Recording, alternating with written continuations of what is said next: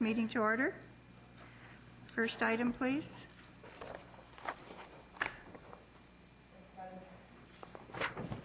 Thank you, Madam Chair. The first item is the minutes of this committee's meeting held Monday, February 8th. Recommendations to approve those minutes. So moved. Second. All in favor, opposed, carried. Next item. Item 2 is a report of the General Manager of Planning and Development. It concerns an authorization for the issuance of a development permit for an 85-unit townhouse development at 1305 Soball Street. The recommendation is that Council approve the signing and sealing of this development permit and that the Mayor and City Clerk be authorized to execute it. I'll move it. Hold on. Mr. Innes?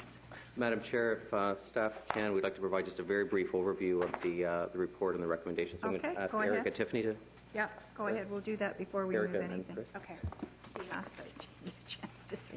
Thank you, Madam Chair. Actually, I was going to have Chris Jarvie, the file manager for this, provide a brief overview of this. Hey, do you have pictures? We like pictures. Do you like pictures? Well, there's a few in here. We have some in. It's okay. They're in the report. We have some in our thing. Just this is a show and tell committee. We like pictures, so go ahead. Note it for my next appearance. This development permit application is for an 85-unit townhouse development at 1305 Soball Street. The property is designated as conventional townhome and is currently zoned RT2 townhouse residential. The site has significant slope conditions and as a result has been developed with the buildings orientated in an east-west fashion. There are 3 main driveway entrances along Soball Street with right-in and right-out access only. The project is compatible with adjacent land uses of the neighborhood plan and generally complies with the intent and many of the provisions of the intensive residential development permit area, as well as the RT2 townhome zoning regulations with some minor variances. Staff are therefore recommending the signing and sealing of the development permit, and the applicant is present to answer any detailed questions that the committee may have. Thank you, and thank you for that, but we can all read it. Could we get a site plan up, please, so we can ask some questions? Certainly. And they're not hard questions. They're just, it's easier if we see them than trying to go through the report and pick them out. We've all read the report. Okay, Councillor Reamer, you had questions first. I do. Thank you. With respect to the right-in, right-out parking, if you can go to attachment number 3, on the right-hand side, going just south from David. That's number 4. Sorry. No, attachment 3 is the one I'm referring to. No, but on the... Oh, yeah, okay. Yeah, I was trying to get them to put their stuff up so that the one. audience can see what you're talking about as well. So there's something that's going from David Avenue down to Burke Village Promenade, just on the right-hand side of the subdivision. Just wondering what that is. Is that a road? Is that going to be a road for the future? Through the chair, that's actually a pedestrian walkway. That will be a community trail. That will be the city-owned through the eastern edge of the property. Okay, so... Excuse me for one moment. Could you stand up there? We're on camera now, and it's going to be much easier for people to understand if you're pointing stuff out as we go. So are you talking about this north-south route thing? Yes, I am. Yeah, so that thing is going to be a walkway? No? You want the other one better? On attachment 3, the other one. Okay, so I just want confirmation then, if we're talking about right-in, right-out parking, the only way that somebody could get in then to this parking, to the 3 accesses then are to proceed north on Soball Street. Is that correct? Correct. Okay, thank you. It? No, I have another question. I'm just wondering about the parking, reducing the off-street parking from the required 128 residential spaces to the proposed 115 parking spaces. I do have some concern with that, and I suppose I might be able to support reduced parking. I'm just not sure if we should be supporting that much reduced parking, even with the car share program. Just wondering how we came up with that, and I have concerns because there's no bus service up there that I know of. Do you have any idea about the bus service that's going to be there? in the near future? No, sorry, I do not. Okay. Thank you. My questions have been answered. Oh, I think Councillor Robinson? Oh, Rob has... If I could, Madam Chair, just wanted to further follow up on your question, Councillor Reamer. As I understand it, the applicant has tried to the extent feasible to accommodate extended driveways, to accommodate on-site parking, to mitigate the impacts of the parking on site. So ultimately, the demand for parking should be met in terms of either accommodating through the extended driveways, and the applicant perhaps maybe could provide some more information on that specific question. That would be great. okay. Can we hold that question then? Because I have questions on parking as well, and that's good. Councillor Robinson. Thank you. Thank you. I actually want to, I guess, highlight that I quite like this sort of the parking thinking on this site with double-length garages so that cars are stacked one behind the other, parking aprons that I think people are quite comfortable using. And what I want to emphasize is this idea of semi-permeable country lane style parking, so that there's sort of extra parking in there that just is an added benefit. So for me, the parking is not actually an issue. And the shared car, I think, all sort of pushes the envelope that we've been asking developers to push. So I think that we ought to, when we see a developer come forward with this, I think we ought to say, good on you. So good on you guys. What I do have concerns with is this slide up here is the right in, right out only, because people are going to be coming along David.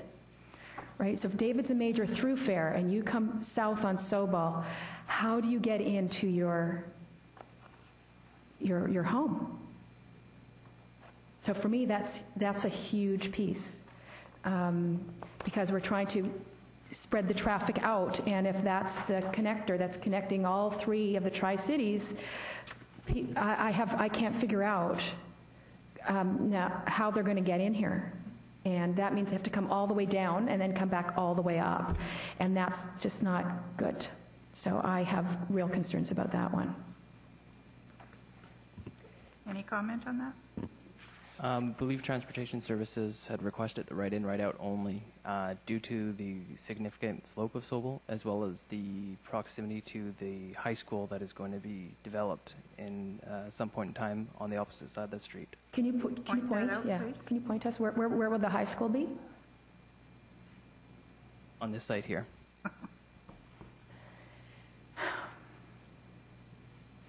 I think it's a problem. Anything else? No, that's all I have. Okay. I have questions. Go ahead. Okay, thank you. Soball Street goes right down to Victoria, is that correct? Does it? Yes. Yes. Okay, thank you.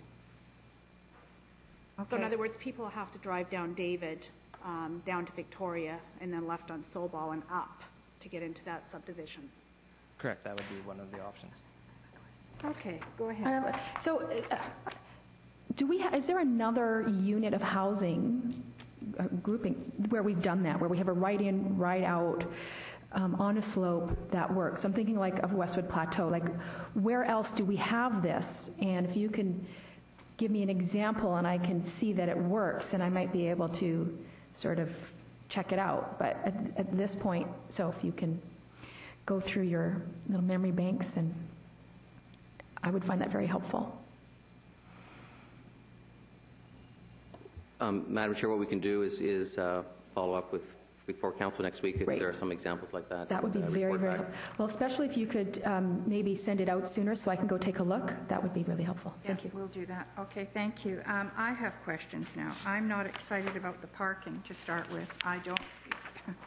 Burke Mountain is still to the point where we don't have adequate bus service up there, so I'm having a problem with the parking.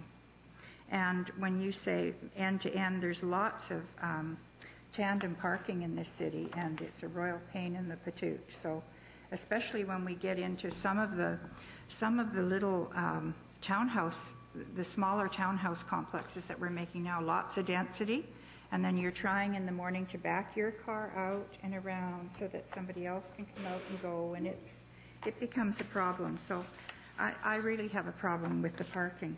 The number of, this is the unit, I've got a question for you too, but the number of units, this is the one where we have modified the top floor, correct? From a half story to a full story or something? That's, Madam Chair, thank you. That is correct. The applicant is requesting a variance for the height. Yeah. The RT2 does Okay, allow. and I like it. I like what the applicant's done. I just wanted you to know that because I did take a run out and look at some of the work they've done. And when you look at the aesthetics of the project, it makes much more sense. So I really like that. Okay, then I'll go on to, I told you what I thought about parking. And my last one is I also like the country lane style parking spaces. I think that's really good. I don't have a problem with visitor parking at all. There seems to be enough there. But this right in, right out. So let me get it straight. If I'm coming along Victoria Drive, I would turn left on Soball to get home if I'm living there. Correct. And I would go up past the Burke Village, whatever, promenade, and then I'd have a right in to go home, correct? Correct. So I could not come off David, down Soball, and do a left, right? No, you'd have to go down to Coast Meridian and route. This doesn't make any sense. Well, this is something we can explore with Transportation Services if you wish. And the reason it doesn't make any sense is nobody's going to do it. That's what's going to happen. And we have people zooming along David coming this way or that way because David's eventually going to be connecting to who knows where, the Sunderland somewhere. And people are going to come along David and come down David and they're going to want to get home. And they're sure as heck not going to drive down and around and doing it all again. I just don't see it happening. So I have those concerns. And that's where I am. Thank you for being up there. Oh, did you have one more? I have one more question. So will all the units have a parking apron or just some? The majority of all the spaces have double tandem parking garage. Right. As well as the majority will have an apron in front of them, as well as the country lane style parking in between those aprons. So really, everyone can park, if they had two cars, they should be able to park one in the garage and one out of the garage. Or two in the garage. Or two in the garage and one outside, or even two outside. Correct. Yeah. Okay, thank you. Okay, so the recommendation, I guess there's one direction to staff before we go. I don't have a problem moving this through. I'll move it. I'll second. Okay. The only thing I'd like back is I want to be assured that, as Councillor Robinson just said, that everybody has two parking spaces because we're going to need one inside or out. I don't care where they are. And I think we really need to look at this, the logic of having a right in, right out. And I don't know if I speak for everyone, but we can certainly move it forward. And if you could, with direction to get back to us before the council meeting. That's right. Yeah, we will. Thank you very much. Thank you. Next item, please. So we'll consider that carried and move forward. And item 3 concerns fourth and final reading for development permit authorization report for an 18-unit townhouse development at 562-568 Rochester Avenue. The staff recommendations that council give fourth and final reading to this bylaw, bylaw 3940, and that council approve the signing and sealing of the development permit. So moved. I'll second. Okay. All in favor? Opposed? Carried. Item 4 is a zoning bylaw text amendment to revise off-street loading requirements for multifamily residential developments. It's bylaw 4102. Recommendations that council give first reading to bylaw 4102 and that bylaw 4102 and its related application be referred to public hearing. So moved. I'll second. I have some questions. I have Madam questions Chair. as well. I was going to ask Eric Tiffany just to provide just a very brief overview of the item. Okay. Do you have pictures or not? You like pictures? Duly noted for next meeting. And I will bring pictures next time because actually probably would have been good to bring some pictures of some on-street loading examples in the cities of New West and Burnaby in terms of how they approach this very issue. This bylaw amendment is an attempt really on staff's part to try to align ourselves a little bit better with how off-street loading spaces are required in other municipalities throughout the region. Staff took a good look at local municipalities in terms of specifically what their requirements were for medium-density apartment residential buildings. And we made some interesting discoveries. And some of those discoveries were that cities of Port Moody, Port Coquitlam, Burnaby, New West all do not require on-site loading spaces to be provided for their apartment buildings. Richmond does for 10 units or more, but not for 10 units or less. And Vancouver, the cutoff is 80 units. So having looked at that, planning staff met with transportation services staff. We had a good discussion with regard to what their comfort level was with this. And what you see before you in this report are the conclusions of that discussion and that research, which is proposing to remove the requirement for 80 units or less on local roads, still require it along arterials, and on a case-by-case basis, what we would do is refer applications to our transportation services group, and where it's possible, they could provide some kind of a temporary parking or on-street loading in close proximity to an entryway or to an entrance of an apartment building, so it's practical in terms of them being able to use it. So that's what we are proposing before committee today. Thank you. Thank you. Councillor Robinson. So that's one of the pieces that I wanted to confirm was this idea of being able to create a loading zone, and how, you might not be able to answer this, but I'm curious as how much space is required for a loading zone, and when they do, so I don't know if you have that information, and when you do a loading zone, is it for certain times of the day? Because I'm thinking about some of the concern around parking, particularly in our city center area, that takes up what we'd call on-street parking, which is at a premium. And I'm thinking that if it were certain hours of the day, so that when people move, they know that, you know, you can only move between these certain hours. So I'm just looking for ways to sort of maximize that idea. I think it's important to have some sort of loading zone on street at a minimum. But I also want us to recognize that it's a premium, and how do we accommodate that? So if you have some more information about that, I'd be interested in hearing it. Madam Chair, thank you for those comments. That was part of the discussion we had with transportation services staff in terms of maximizing the parking on street. So one of the solutions we talked about in terms of looking at this on a case-by-case basis is limiting the time so that the space would only be used for loading purposes between the hours of 8 a.m. and 5 p.m. And overnight, it could be still used as on-street parking. The other option is we were even looking at knowing the typical behavior patterns of when these loading spaces are used for apartment buildings. It's typically at the end and the beginning of the month.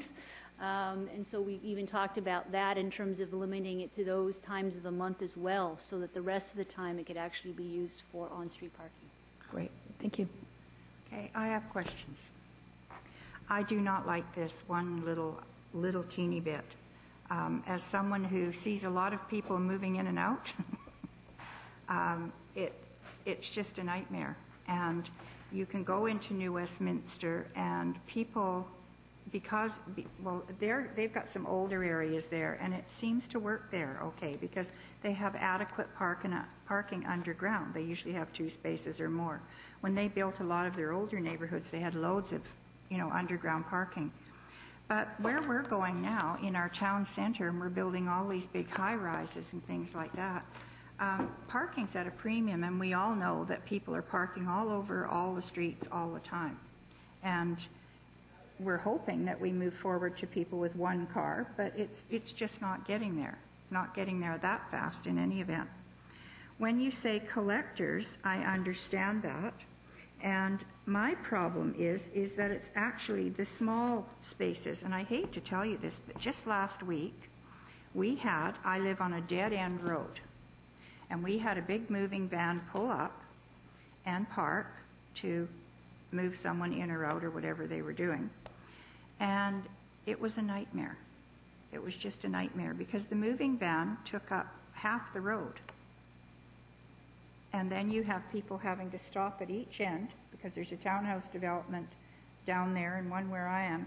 And it was just really difficult. So I think it's even more dangerous on side streets than it is anywhere else. One of the best examples I've seen is where Councillor Donnelly lives, actually, on the corner over here, one of the big BOSA buildings. And you pull into their driveway, and you've got loading right there, and it's a drop-off. They've got drop-off and loading. It's off the street, and I think it's just fine.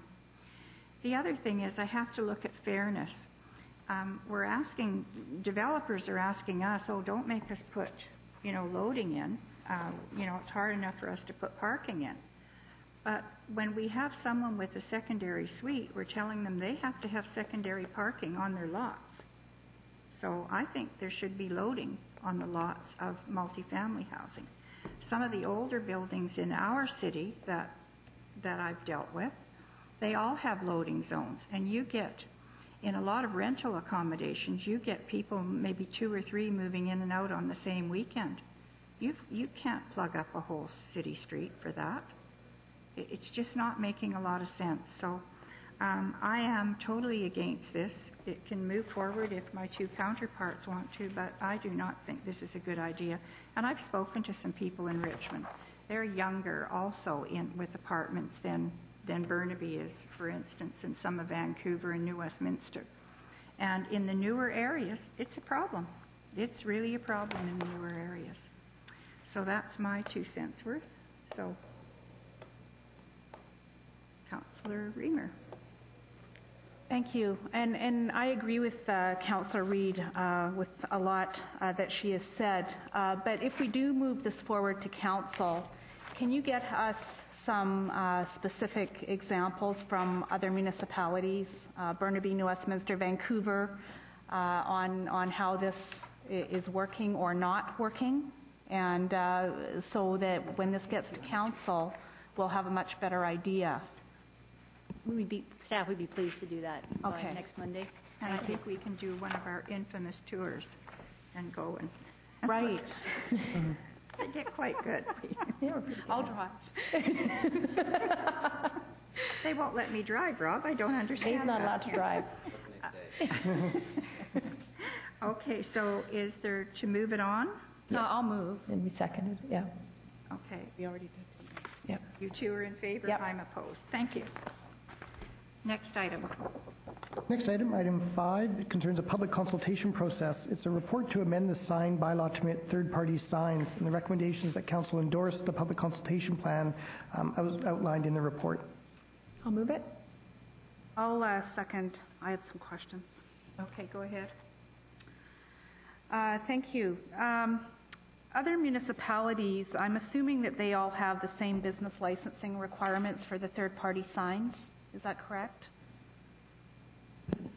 Madam Chair, this one is, perhaps I can provide some more background. This is in response to, as you probably well know, to that recent court case coming out of Ontario, and the need for us to address. Part of where we're at is we have been taking a close look at other municipalities in terms of what examples have already been set there in response to this court case. And it's kind of all over the map at this point in terms of what some municipalities are doing in terms of business licensing requirements, in terms of renewal fees, where to set the application fees. So we're not quite sure yet exactly where to post the bar relative to Coquitlam at this point.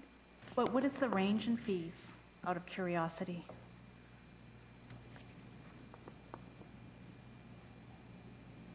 Yeah, sounds like the fees are really sort of all over the map. They range from anywhere between $63 up to $20,000. Okay, that is all over the map. A little discrepancy. Yeah. Second question is with regard to the mailed consultation package. Are you mailing that out to the entire city? Where are you mailing that?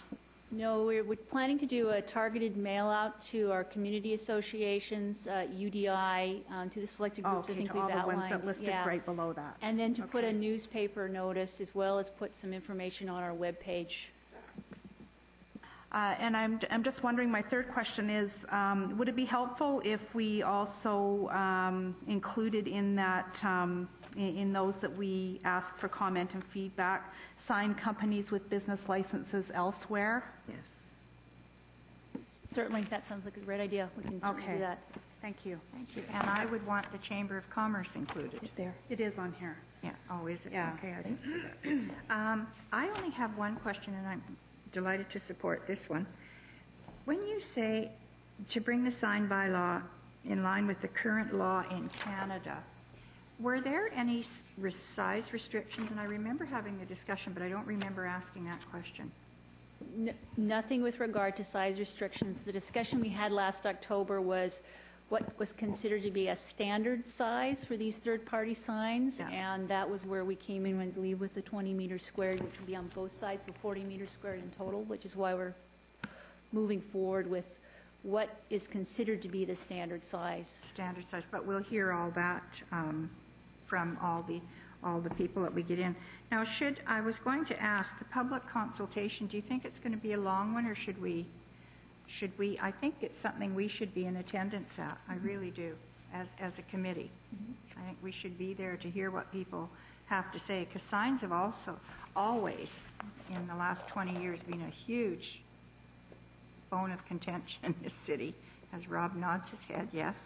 And so it's something that I think if we're going to do, and we have one kick to do it, we should do it right. So the law didn't say anything about specific signs. It's just said thou shalt have to allow them. Is that correct? That is correct. Yeah, okay. Thank you. I have some questions as well. So the consultation list, I'm wondering if you can also send to council whatever the blurb is that we're going to send out, because we each have our own contact people that we're in contact with that we might want to send it out to. So when you get it all ready and you're distributing out the package, if we can all get electronic copies of it so that we can distribute it out as well, I think that would be really helpful and sufficient. I'm already hearing some feedback from folks. This came out, I guess, Friday morning, and I've already received one comment. So I'm glad. I would like to hear more, and I concur with Councillor Reid that I think we ought to be there to hear it. The other thing I think that's important when we sent out the consultation, it's not just what I recall from the presentation was what's the economic driver. So people will immediately see what the challenges are with signs, but they may not actually see what some of the benefits might be. And I think if we're going to have a quality discussion in the public, I think we need to present, so how can the city benefit from having this? It needs to be an important piece so that we have a fair discussion looking at all sides of it. I want to make sure that it's balanced. That's it. Okay, Thank you. The last thing, when you go out for public consultation, we always like you to have everything in terms that the people who are dealing with it can understand, and not in your planningese, your own very special language you guys have. Thank you. Duly noted. Councillor Raymer. One more thing that I was thinking might be helpful, and maybe you could even do this prior to it coming to full council, are pictures. Give us some sort of idea what 20 square meters for each side is. That would be helpful for me if I could see it. How giant is it? And for the consultation package as well. We can show our real-life examples out there in terms of what people may be familiar with. Yeah, that would be great. Thank you. Great. So did we move and second that? It's been moved and seconded, yes. Okay, all in favor? Opposed? Carried. Madam Chair, that's the last formal item on this afternoon's agenda. Okay, and we have minutes from the homeless task. As an information item only this afternoon. Okay, there's nothing we need to talk about? No? Okay. There's nothing else? Move adjournment? So moved. Second. Done. Thank you. Thank you. Thank you, staff. You're wonderful. We just like pictures. Yes.